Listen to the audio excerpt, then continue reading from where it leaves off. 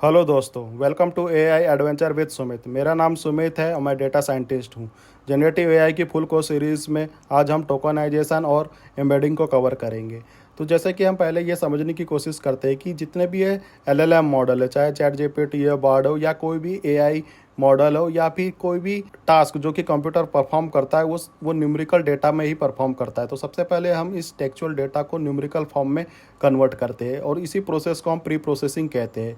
तो सबसे पहले हमें यह जानने होगा कि इससे रिलेटेड जितने भी टर्मिनोलॉजी है और उनका मीनिंग क्या है। तो for example tokenization, vocabulary, word vector, encoding. तो हम जानने की कोशिश करेंगे वन बाय वन इनकी मीनिंग क्या है। तो सपोज अगर हमारे पास एक टेक्सुअल डेटा का कलेक्शन है जिसके अंदर बहुत सारे टैग्स या सेंटेंस है, तो उस कलेक्शन को हम कॉर्पस कहते हैं और उसके अंदर जितने भी यूनिक वर्ड्स होंगे, जितने भी नॉन यूनिक वर्ड्स होंगे, उसे हम वोकेबलरी कहते हैं। और हर एक सेंटेंस को जो कि हमारा कॉर्पस में है उसे हम डॉक्यूमेंट कहते हैं। अगर हम किसी भी सेंटेंस को उसके वर्ड लेवल में डिवाइड कर दे या फिर सेंटेंस को हम इस तरह से डिवाइड करें कि हमें हर एक वर्ड मिले, तो हर वर्ड को हम टोकन कहेंगे।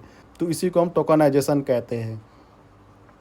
तो जैसे कि हमने देखा कि वोकेबलरी हमारे नॉन वर्ड का कलेक्शन होता है। सपोज हमारे पास 5 वर्ड है, king, queen, man, women, child. तो ये हमारे 5 वर्ड्स है। अगर हमें इसे न्यूमेरिकल फॉर्म में कन्वर्ट करना है तो हम बेसिकली हम इन 5 वर्ड को लेंगे और 5 वर्ड या 5 डायमेंशनल का एक वेक्टर तैयार करेंगे। सपोज हमें हम क्वीन वर्ड को रिप्रेजेंट करना है न्यूमेरिकल फॉर्म में, तो हम क्वीन वाले प्लेस में 1 करेंगे और बाकी अदर प्लेस को 0 कर देंगे। सपोज हमें किंग को करना है तो किंग क्योंकि हमारे फर्स्ट प्लेस में है तो उसे 1 करेंगे और बाकी प्लेस को 0 कर देंगे, क्योंकि हमारा एक 5 डायमेंशनल न्यूमेरिकल रिप्रेजेंट है और हर एक प्लेस हमारे किसी भी वर्ड को रिप्रेजेंट करते हैं। तो ये हमारा 5 डायमेंशनल का एक वेक्टर रिप्रेजेंट हो गया। लेकिन जैसे जैसे हम अपनी वोकेबलरी का साइज़ बढ़ाते जाएंगे, इस वेक्टर का साइज़ भी बढ़ता जाएगा और नंबर ऑफ़ जीरो भी बढ़ते जाएंगे, क्योंकि हमारा वोकेबलरी के साथ साथ हमारे नंबर ऑफ़ जीरो भी बढ़ रहे हैं। इसलिए हम इसे स्पार्स मैट्रिक्स कहेंगे, क्योंकि यहाँ पर हम सिंपली जहाँ पर भी वर्ड प्रेजेंट है उसे हम 1 कर दे रहे हैं और बाकी को 0 कर दे रहे हैं। तो ये एक तरह की वन हॉट इनकोडिंग है और ये एक सिंपलर मेथड है जहाँ पर हम टेक्सुअल डेटा को न्यूमेरिकल डेटा में कन्वर्ट करते हैं। बट इसकी एक डिसएडवांटेज ये है कि वोकेबलरी के साथ ये हमारा स्पार्स मैट्रिक्स या नंबर ऑफ जीरो को बढ़ाते जाता है। और सेकंड, ये किसी भी तरह का कॉन्टेक्चुअल मीनिंग या कोई भी सिमेंटिक मीनिंग या किसी भी वर्ड रिलेशन को रिप्रेजेंट नहीं कर पाता या नहीं समझ पाता है। तो एक ब्रेक थ्रू आया 2013 में, जो कि गूगल ने एक वर्ड टू वेक नाम का एक मॉडल लेकर आया।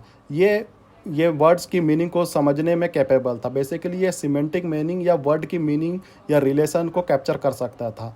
और यहाँ पर जो हमारा दूसरा प्रॉब्लम थी कि वोकेबलरी के साथ साथ हमारा साइज, जो वेक्टर का साइज़ है वो भी बढ़ रहा था। तो यहाँ पर हम उस साइज़ को भी कंट्रोल कर सकते हैं। फॉर एग्जांपल, हमारा जो वेक्टर का साइज़ है हम उसको 300 डायमेंशनल तक या उससे कम या ज़्यादा भी कर सकते हैं। तो बेसिकली हम यहाँ पर हम साइज़ वाली जो प्रॉब्लम है उसको भी सॉल्व किए और इस वर्ड की मीनिंग को भी कैप्चर कर पाए। जैसे कि हम यहाँ पर देख सकते हैं कि हमारे 4 वेक्टर है, किंग, क्वीन, मैन, वुमेन। अगर हम हर एक एलिमेंट को देखें, सपोज किंग लिए, किंग 0.0991 फर्स्ट प्लेस में एक एक फर्स्ट एलिमेंट है जहाँ पर उसकी वैल्यू 0.99 है। वैसे क्वीन है, उसकी भी वैल्यू 0.9 है। वुमेन है, उसकी 0.02 है। प्रिंसेस है, उसकी 0.98 है। तो बेसिकली जो ये फर्स्ट एलिमेंट है इन 4 वर्ड्स का, ये बेसिकली एक तरह का फीचर्स हुआ। वैसे ही सेकंड एलिमेंट किसी दूसरे फीचर्स को रिप्रेजेंट कर रहा है, तीसरी फीचर्स को रिप्रेजेंट कर रहा है। तो बेसिकली हर एक एलिमेंट वेक्टर का हर एक फीचर को रिप्रेजेंट करता है और उसको यूनिकली वेक्टर स्पेस में इस तरह से रखता है कि जो कि सिमिलर वर्ड से वो एक साथ हो जाए और जो डिसिमिलर वर्ड है वो उससे दूर हो जाए। तो जैसे कि हम यहाँ पर एक ग्राफ में देख सकते हैं कि किंग, क्वीन, मैन, वुमेन को हम वेक्टर स्पेस में कैसे रिप्रेजेंट करते हैं। सेकंड, हम यहाँ पर एक अर्थमेटिक ऑपरेशन परफॉर्म कर सकते हैं। जैसे कि अगर हम किंग में से मेन वेक्टर को सब्ट्रैक्ट करें और वुमेन को यहाँ पर हम ऐड कर दें, तो ये बेसिकली क्वीन हमें आंसर देता है। तो इस तरह के हम अर्थमेटिक ऑपरेशन भी परफॉर्म कर सकते थे और ये बहुत ही ब्रेक थ्रू था उस समय, क्योंकि ये सिमेंटिक और सिंटैटिक मीनिंग को भी कैप्चर कर सकता था। और सिमिलर वर्ड्स को क्योंकि हम वेक्टर स्पेस में एक साथ रख सकते थे, तो ये बहुत सारे एप्लीकेशन जो कि एनएलपी के है, लाइक क्लस्टरिंग, और जो हमारी डिफरेंट प्रॉब्लम है उसको भी सॉल्व कर सकता था। तो बेसिकली हम यहाँ पर देखते हैं कि हमारे पास 2 प्रोसेस है जिसके ज़रिए हम इस वर्ड टू वेक्ट को प्राप्त कर सकते हैं। तो सबसे पहले हम देखते हैं सी बॉ का मतलब होता है कंटिन्यूस बैक ऑफ वर्ड। तो बेसिकली सपोज हमारे पास एक एग्जांपल है the cat sat on the wall, और यहाँ पर हमने जो ग्रीन पार्ट्स को हमने हाईलाइट किया हुआ है ये बेसिकली सैड वर्ड्स के सराउंडेड वर्ड है, और जो सैड वर्ड है हम उसके टारगेट या फोकस वर्ड कहते हैं। तो बेसिकली यहाँ पर हमारा ऑब्जेक्टिव है कि सैड वर्ड और जो उसके सराउंडेड वर्ड है, तो सराउंडेड वर्ड का यूज़ करके हम इस सैड वर्ड या फोकस वर्ड को प्रिडिक्ट करना।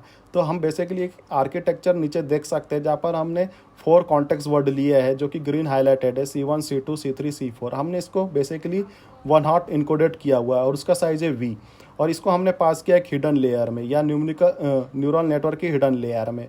और सी कॉन्टेक्स्ट वर्ड और न्यूरल नेटवर्क के बीच में जो वेट्स है उसे हमने रिप्रेजेंट किया W/V V इस साइज है हमारा कॉन्टेक्स्ट वर्ड का, एन है नंबर ऑफ न्यूरॉन्स। तो क्योंकि ये वेटेड सम है, जो हमारा वेटेड सम जो वेट है उसको हमने पास किया हुआ लीनियर एक्टिवेशन फंक्शन के, तो लीनियर एक्टिवेशन फंक्शन सिंपली इसको एज इट इज़ आगे आगे बढ़ा देता है। तो आगे हम यहाँ पर देख रहे हैं कि हमने इसे पास किया हुआ है सॉफ्टमैक्स फंक्शन में। तो softmax function basically sigmoid function का जनरलाइज फॉर्म है जो कि हमने पिछले वीडियो में देखा था। तो यहाँ पर हमारा ऑब्जेक्टिव एक फोकस वर्ड को प्रिडिक्ट करना है, तो बेसिकली ये वही करता है। तो ये एक प्रकार का वी क्लास क्लासिफिकेशन हुआ जहाँ पर हमें फोकस वर्ड को प्रिडिक्ट करना है नंबर ऑफ वर्ड का यूज़ करके। जैसे कि हम यहाँ मैट्रिक्स में देख सकते हैं, अगर हम अपनी सारी रोज़ को 1 से n तक की रोज़ हमारे पास दी हुई है और v हमारे पास कॉलम है, तो अगर हम किसी भी कॉलम को लें तो वो हमारे किसी भी एक वर्ड को रिप्रेजेंट करता है, और जो हमारा जो 1 से लेके n तक का जो रो है वो हमारे डायमेंशनल को रिप्रेजेंट करता है। तो हमारा कोई भी वर्ड जो होगा वो इस n डायमेंशनल का होगा।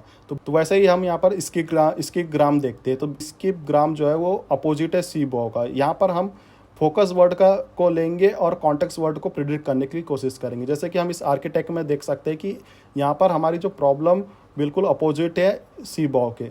तो बेसिकली यहाँ पर जब हम देखेंगे सी बॉ में, तो वहाँ पर हम मल्टी क्लास क्लासिफिकेशन कर रहे थे। यहाँ पर भी हम क्लासिफिकेशन करेंगे, बट यहाँ पर हम जो हमारे जो आउटपुट लेयर है वहाँ पर हमारा के सॉफ्टमैक्स फंक्शन का यूज़ करना होगा, क्योंकि हम यहाँ पर के सॉफ्टमैक्स के मल्टी क्लास क्लासिफिकेशन करने जा रहे हैं, क्योंकि हमारे पास तो वर्ड एक ही है और हम डिफरेंट कॉन्टेक्स्ट को प्रिडिक्ट करने जा रहे हैं। ये हमारी जो पिछली जो वर्ड टू वेक जो सी बॉ मेथड थी उससे ये कॉम्प्लेक्स होता है। क्योंकि ये उससे कॉम्प्लेक्स होता है तो ये हमारा स्मॉलर अमाउंट ऑफ डेटा में अच्छे से परफॉर्म करता है।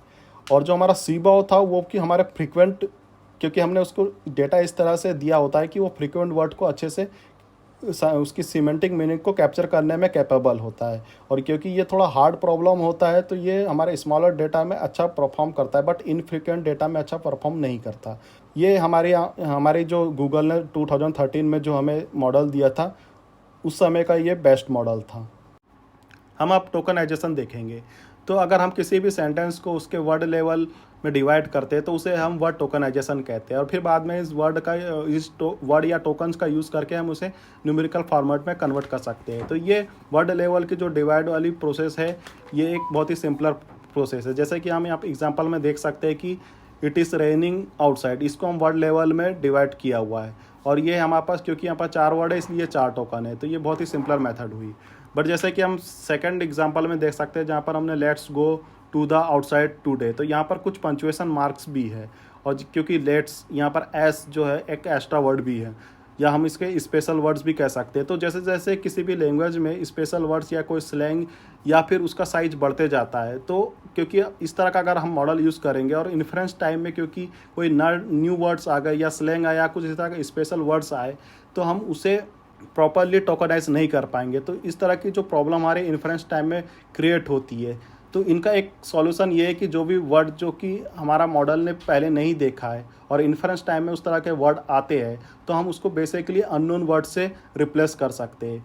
बट इससे प्रॉब्लम ये होगी कि किसी भी लैंग्वेज में हमारे अगर कोई न्यू वर्ड या कोई अननोन वर्ड आते हैं या स्पेशल वर्ड्स आते हैं, तो वो हमारा जो मॉडल है इन्फ्रेंस टाइम में उसे अननोन वर्ड लेगा। तो ये अननोन वर्ड का साइज जो है हमारे मॉडल में बढ़ता जाएगा। तो इसी को हम आउट ऑफ वोकैबुलरी वर्ड भी कह सकते हैं।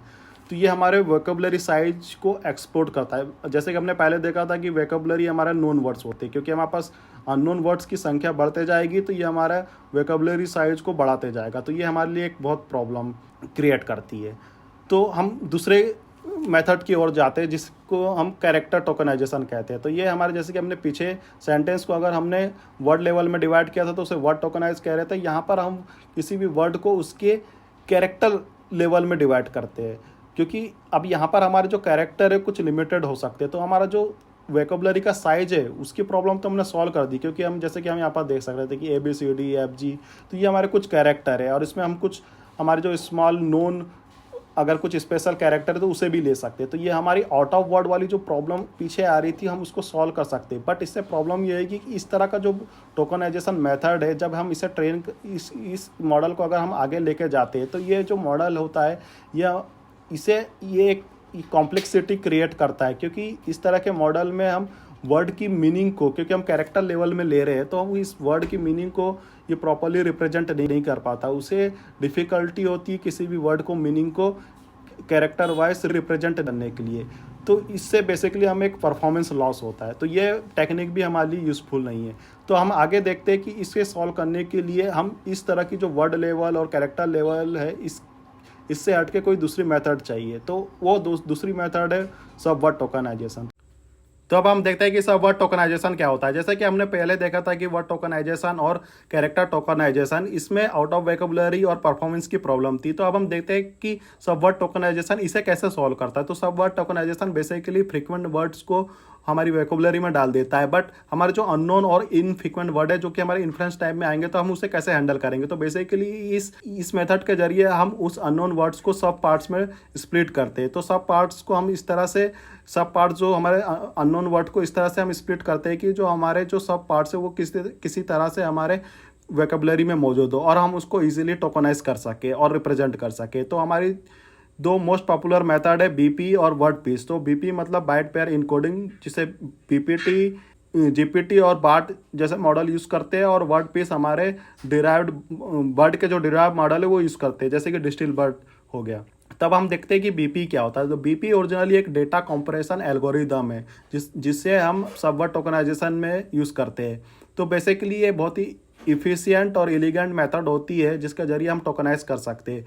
तो अब हम इसे एग्जांपल से समझेंगे कि आखिर काम कैसे करता है। तो बेसिकली अब यहाँ पर हमने स्टेप नंबर 1 में हमारे एक सेंटेंस को जिसे हमें टोकनाइज करना है और उसमें जो वर्ड्स है वो हग, पग्स, बन, हग्स जैसे 5 वर्ड्स है। तो इसे हमने स्टेप नंबर 1 में पहले ही टोकनाइज कर दिया है और उसकी फ्रीक्वेंसी के काउंट को हमने यहाँ पर लिखा हुआ है। अब स्टेप नंबर 2 में हम ये करेंगे कि हम सारे यूनिक कैरेक्टर को ले लेंगे और उसकी एक लिस्ट तैयार करेंगे और उस लिस्ट को हम बेस वोकैबुलरी कहेंगे, जैसे कि हम स्टेप नंबर 2 में देख सकते हैं। अब स्टेप नंबर 3 में हम ये करेंगे कि जो स्टेप नंबर 1 में जितने वर्ड्स हैं हम उसको कैरेक्टर लेवल में लिख लेंगे। अब स्टेप नंबर 4 में हम पेयर तैयार करेंगे। तो सपोज यहाँ पर हमारा HU एक पेयर हुआ और UG सेकंड पेयर हुआ। तो जैसे कि अगर हम इनकी फ्रीक्वेंसी काउंट करेंगे तो HU हमारा हग और हग्स इन 2 वर्ड में 15 टाइम्स आया हुआ है और UG हग, पग और हग्स में 20 टाइम्स आया है। तो बेसिकली हम जैसे कि हम देख सकते हैं कि UG की फ्रीक्वेंसी ज़्यादा है HU से, तो हम इस UG को हमारे बेस वोकैबुलरी में ऐड कर लेंगे, जैसे कि हमने स्टेप नंबर 5 में दर्शाया हुआ है। तो अब हमारी न्यू वोकैबुलरी कुछ इस तरह से दिखेगी जो कि हमने स्टेप नंबर 5 में दिखाया हुआ है। और जो हमारा कॉर्पस है वहाँ पर हम UG जो मर्ज वर्ड है इसे भी हम लिख लेंगे। तो हमारा न्यू कॉर्पस भी हम जैसे कि हम स्टेप नंबर 5 में देख सकते हैं, हमारा कॉर्पस कुछ इस तरह से दिखेगा। हम स्टेप नंबर 6 में हम UN एक मर्ज पेयर बनाएंगे जिसकी फ्रीक्वेंसी ज़्यादा है और इसे भी हम ऐड कर लेंगे। तो ये प्रोसेस हम रिपीट करते जाएंगे तब तक जब तक कि हमारी वोकैबुलरी, डिजायर वोकैबुलरी का साइज हमें मिल जाता है। तो बेसिकली वोकैबुलरी साइज यहाँ पर हमारा हाइपर पैरामीटर होगा। हम यहाँ पर एक स्निपेट, पाइथन स्निपेट डाले हुए हैं जहाँ पर हमें एक इनपुट सेंटेंस को पास करना होता है और हमें आउटपुट इस स्निपेट या पाइथन कोड के जरिए मिल जाता है, जिसका हमने स्क्रीनशॉट यहाँ पर रखा हुआ है। तब हम देखते हैं कि वर्ड पीस टोकनाइजेशन क्या होता है। ये सिमिलर होता है बीपी को, इसे डेवलप किया था गूगल ने और वर्ड के डिराइव्ड मॉडल में इसे यूज़ किया हुआ है। तो अब हम समझते हैं कि वर्ड पीस टोकनाइजेशन काम कैसे करता है। तो जैसे कि हमने देखा था कि बीपी में हम मोस्ट फ्रीक्वेंट वर्ड को चूज़ करते हैं और फिर हम उसे अपनी वोकैबुलरी में ऐड करते हैं। तो यहाँ पर ये जो चूजिंग और मर्जिंग का काम होता है ये हम एक स्कोर के जरिए करते हैं। तो स्कोर को हम जैसे कि हम अपनी स्टेप नंबर 3 में देखते हैं, जहाँ पर हम पेयर की फ्रीक्वेंसी को डिवाइड करते हैं इंडिविजुअल एलिमेंट की फ्रीक्वेंसी से। अगर सपोज हमारा इंडिविजुअल एलिमेंट की फ्रीक्वेंसी का नंबर कम होता है तो ये हम बेसिकली हम उस पेयर को का जो स्कोर होगा वो हमारा हाई होगा, क्योंकि हमारा अगर डिनोमिनेटर कम होगा तो हमारा स्कोर होगा वो हाई हो जाएगा। तो ये बस वैसे ही काम करता है। अब हम देखते हैं कि एम्बेडिंग क्या होता है। तो एम्बेडिंग जैसे कि हमने पहले टोकन देखा था, अगर हम टोकनाइज कर लेते हैं तो बस उसका जो हमारा नेक्स्ट काम होता है कि हम उसे न्यूमेरिकल फॉर्म में रिप्रेजेंट करें। तो ये न्यूमेरिकल फॉर्म का रिप्रेजेंटेशन हम वेक्टर स्पेस के जरिए करते हैं। अब ये जब हम वेक्टर स्पेस मिल जाता है तो वो हमारा वेक्टर स्पेस इस तरह से कैपेबल होता है कि हमारे सेंटेंस को मीनिंगफुल वो रिप्रेजेंट करता है, और जो हमारे जो सेंटेंस का जो वो रिलेशन होता है, उसका जो कॉन्टेक्चुअल मीनिंग होती है, वो सब हमारी इनकोड हो जाती है हमारे वेक्टर में। तो इसी को बस हम इनकोडिंग कहते हैं। तो अभी के लिए दोस्तों इतना ही। हमारे चैनल को आप लाइक करें, शेयर करें, सब्सक्राइब करें। धन्यवाद।